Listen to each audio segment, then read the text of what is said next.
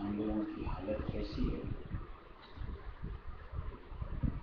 जैसे सत्संग के वचन से समझ में आता है कि जब तक मन के आधार को धारेंगे तब तक हमारा पतन नुकसान। जिस दिन इससे पीछा छुड़ा लेंगे, मालिक के वचनों के अनुसार आगे बढ़ेंगे, उसमें हमारा हित है। समझ आती है? ये बातें पल्ले पड़ती हैं। फिर भी हम लोग इस मन से पीछा नहीं छुड़ाना चाहते, और ये हाल ऐसा है जैसे बाजार में जो गुटखे बिकते हैं, बीड़ी है, सिगरेट है, शराब है, जिनके ऊपर चेतावनी लिखी रहती है, बिच्छू बनाया हुआ रहता है, ये जान के लिए घातक है,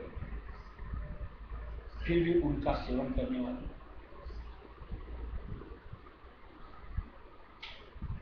छोड़ते ही,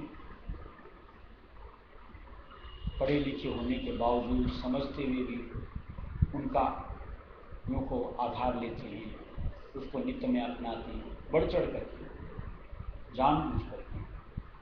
यही दशा हम लोगों की मन के साथ व्यवहार है। सब जानते हैं कि मन उल्टी राह दिखाता है, मन के आधार को धारेंगे तो मालिक की शरण से दूर पड़ते हैं, विसरते हैं, और इसमें हमारा आकाश है।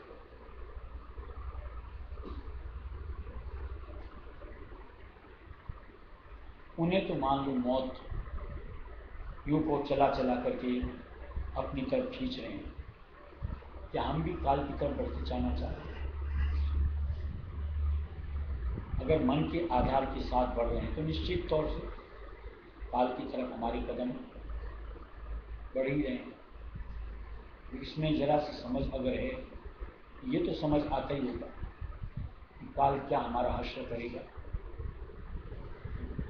यानी कैसी जाति, यानी मनुष्य देह तक से हाथ धोकर के कई नीची जोनियों में न जाने कैसे कैसे संताप सब झेलने, चला चला करके हम उसके लिए अपने आप को आगे बढ़ाते हैं। क्या जो चेतावनी मालिक देता है उसके साथ हमको अपने आप को अंतर से चेत करके उससे पीछा छुड़ाने का जतन नहीं करना चाहिए कि नहीं अब ये और नहीं, मन के कहे नहीं, अब तो मालिक के मत के अनुसार ही मेरी रहनी, मेरी करनी इसी अनुसार बनेगी। क्या ये ठानना हमारे लिए उचित नहीं? क्या इसमें हमारे कदम मालिक की तरफ नहीं बढ़ेंगे? ऐसे में क्या मालिक की मेहर दया हमारे से नहीं जुड़ेगी? और मेहर दया का परिणाम क्या हमको सुख नहीं मिलेगा? यानी हमेशा हमेशा का छुटकारा काल से, माया से, यूं को कष्ट कलेश से क्या हासिल नहीं कर पाएंगे? अगर थोड़ी सी भी समझ है तो ये बातें जरूर पल्ले पड़ती होंगी।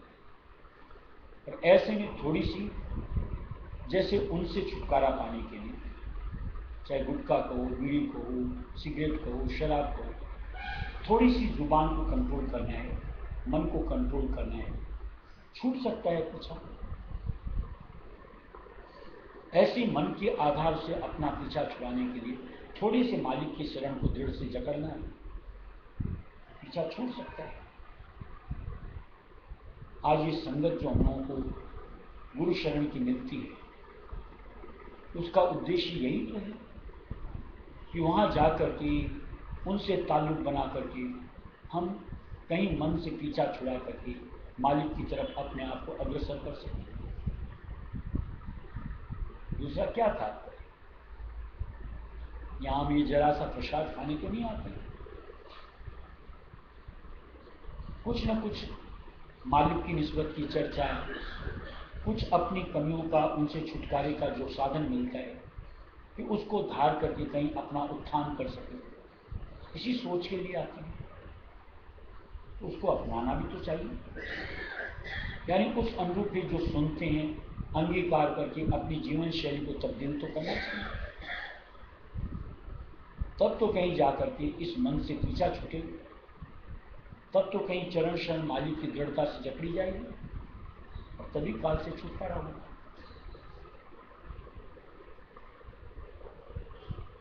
वो नादान है, जैसा कि आज गुटखा, शराब, बीड़ी, सिगरेट की निकाल, हम नादान नहीं हैं। हमें मालिक ने यूं को गिनती के अंदर में अपनी शरण में जोड़ा है, वो तादाद नहीं। यानी कहीं ना कहीं हमें मालिक ने लियाकत को, मादा को, परमार्थ का कुछ अंश तो देखा है, और उस मालिक की धारणा को हमको सफल तो करना चाहिए। यहाँ मालिक आपकी सोच के ऊपर हम खड़े उतर करके आपको दिखाते हैं, इसमें हम भला हमारा ही होना। जब जब देख लो जिंदगी के अनुभव अपने जो भी समाये हैं कि मालिक के आधार को जब जब धारा है, तब तक काल से कैसे छुटकारा पाया है, कैसे कल कले से अपने आप को अलग किया है, सुख की राह पाई है। क्या इसको हमेशा हमेशा के लिए अपने साथ नहीं जोड़ना चाहिए कि एक शरण का आधार हमेशा की बेफिक्री, ना कोई चिंता, ना कोई फिक्र, ना कोई और। अगर चाहत का स्वरूप अपने लिए कुछ अच्छा है तो शरण का आधार ही सबसे बेहतर उपाय है। गुरु शरण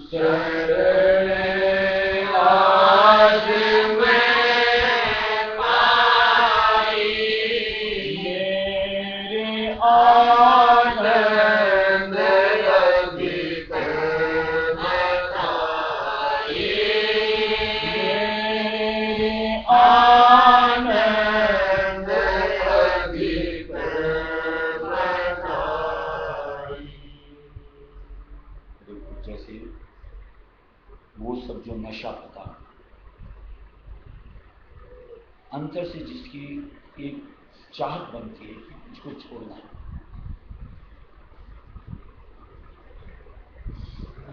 यानी अंतर से अपने आप को मजबूत कर लेता है।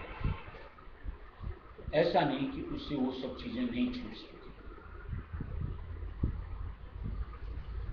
और जब तक अपनी चाहत ही नहीं होगी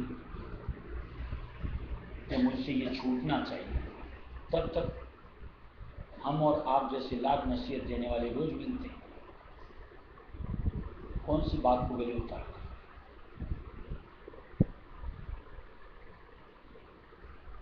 ऐसे ही जो सत्संग में हमें मन के साथ की उपाधि का वर्णन सुनने को मिलता है, हमारा अंतर्मन तो उसके लिए चेतन होना चाहिए। यानी अंतर से हमको अपने आप को तो दृढ़ करना पड़ेगा, यहां मुझे अब मन की नहीं सुननी, मुझे तो अब इससे पीछा छुड़ाना, मुझे तो अब अपने नाम को धार के मालिक की शरण को दृढ़ करके अपने देश पहुंचना। जब तक ये ख्वाहिश अंतर की प्रबल नहीं बनती है, तब तक हम इसका साथ नहीं छोड़ते। लाख कोई समझाए भी, जैसा कि सत्संग में हम रोज सुनते, बस सुनना होता है, मन को धारा नहीं, इसलिए अपनाते नहीं, यानी उससे पीछा छुड़ाने के लिए जतन ही नहीं करते। और ऐसे में निश्चित तौर से ये रोज पटकनी हमको देता है, यानी हमारा नुकसान कराता है। जिस दिन या यूं को जिस पल एक बात पल्ले पड़ जाएगी, हाँ इससे मेरा नुकसान है, आप धार लोगे और उसी पल से आप अपना सुधार शुरू करो।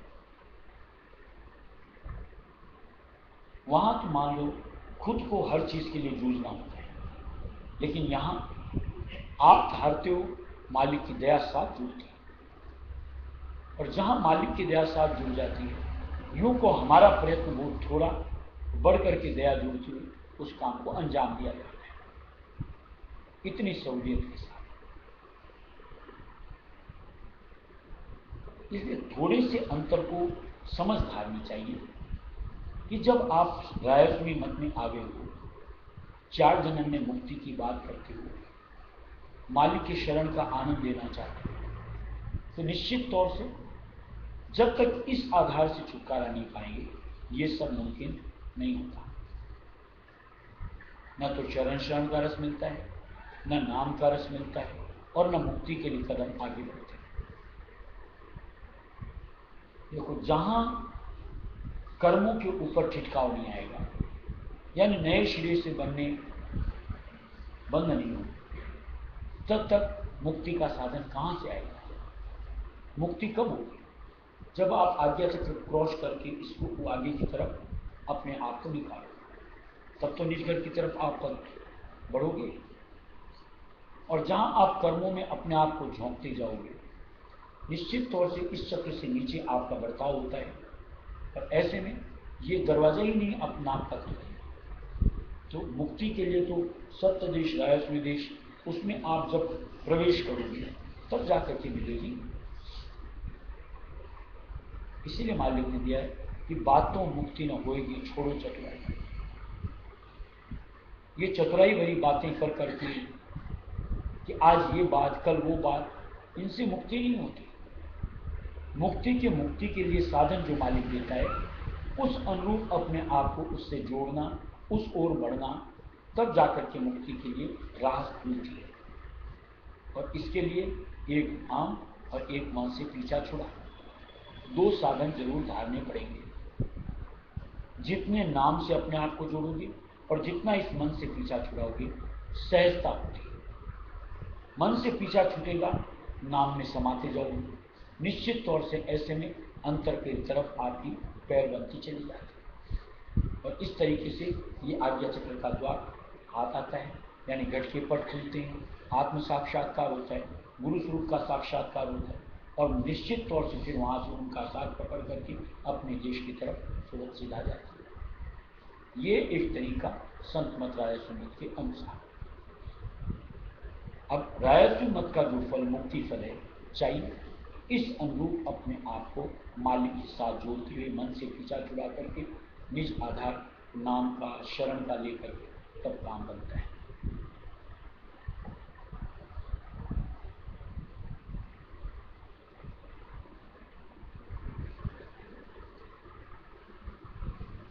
मनोआ कहन न माने सकी, मैं कौन उपाय करूं, मैं कौन उपाय करूं।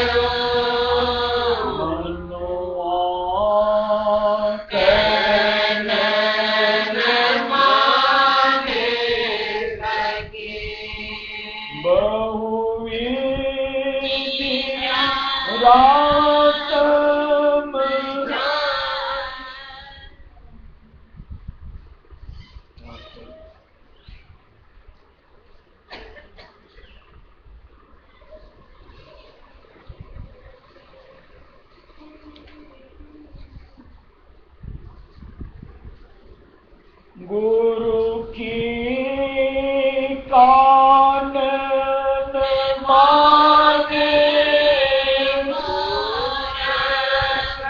गुरु की कान माने, मूरत सौंप बांधे रखो,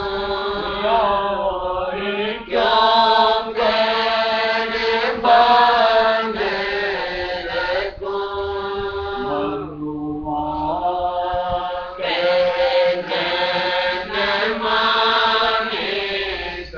Swami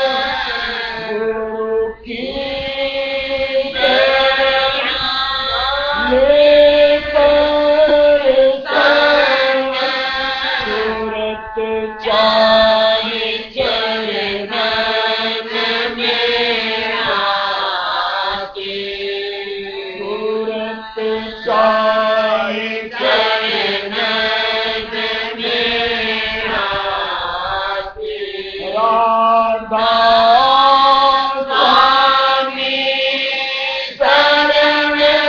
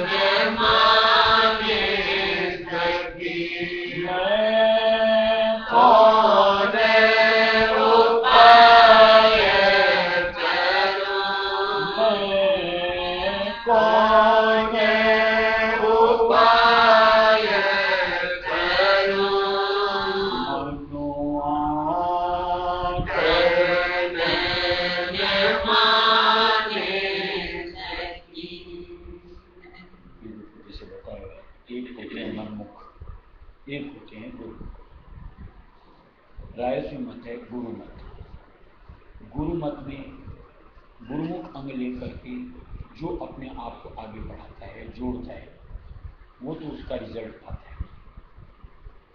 गुरु मत में आकर के कोई मनमुक्ता धार करके बैठा रहता है, सारी जिंदगी पड़ा रहेगा, रत्ती भर भी फल उसको नहीं मिलेगा।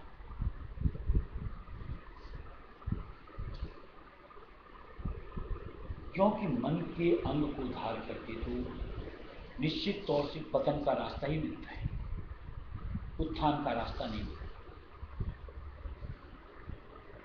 मन है काल की तरफ से जोड़ा हुआ है, ये कभी चाह ही नहीं सकता कि सूरत यानी आत्मा इसके फंद से छुटकारा पाए। इसलिए ये अपनी तरफ से भरसक प्रयत्न, यानी इसके पास जितने भाव बीज होते हैं सब इस्तेमाल करता है कि सूरत को अटकाया जाए। इसलिए भांत भांत से प्रलोभन, रस सब देता है कि कहीं हम उस उलझन में अपने आप को उलझा करके इसकी मत को धार दें, यानी गुरुमुखता से अपने आप को पीछे रखें। अब अपने अपने प्रति सब सोच कि हम लोग कब तक आखिर इस मन के अंग को धार करके गुरुमुखता को हासिल करने में कितना, कब तक पीछे रहेगा, और कब तक भक्ति का रस जो मालिक देना चाहता है उससे अपने आप को महरूम रखना है, रीता रखना।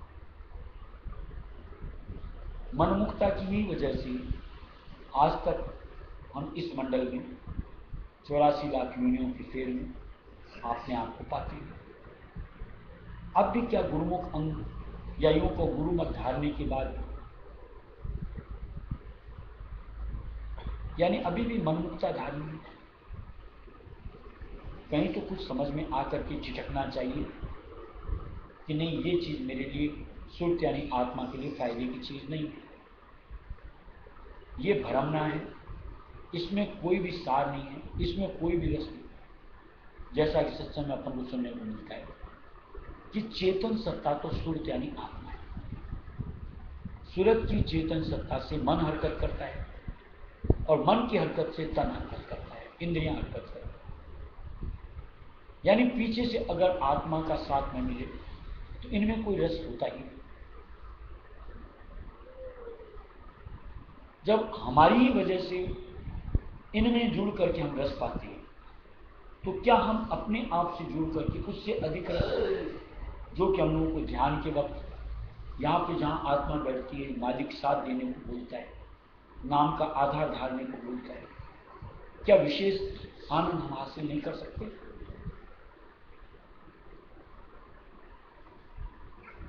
जहां आप मन के साथ जुड़ते हो, इस घाट से नीचे आप अपनी वृत्ति को देते हो, यानी कहीं न कहीं आप अपने आप को बिखेरते हो।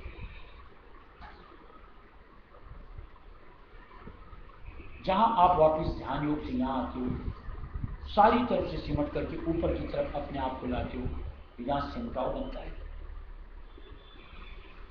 बिखेर के अंदर में आप कितना ही कैलकुलेशंस करके देखो, कभी शांति मिल ही नहीं सकती। स्थिरता में ही, समेटने में ही शांति है, शकुन। इसलिए जितने अपनी वृत्ति को आप समेटोगे उतना ज्यादा आप अपने लिए आनंद को, लुत्फ को, शांति को, धीरज को हासिल कर सकते। और इसके लिए निज नाम को मालिक हमें कहता है, रायत हमें ध्वन्यात्मक शब्द। आप नाम के आधार को धारो, वृत्ति को अपने आप की जगह लाने का प्रयत्न करो, सामने मालिक का स्वरूप, काम देखो कितना सुगम होता है। यानी बड़ी सहजता के साथ ये जो बिखेर हमने अपने आप का कर रखा होता है उसको समेटना शुरू होता है। यानी स्थूलता से सूक्ष्मता की तरफ अपने आप को बढ़ाते रहते हैं, और एक दिन निश्चित तौर से ऐसा आएगा कि बिखराव से निजात मिल जाएगी, छुटकारा मिल जाएगी, और स्थिरता के साथ बैठ करके शब्द का, स्वरूप का आनंद ले सकते। बार बार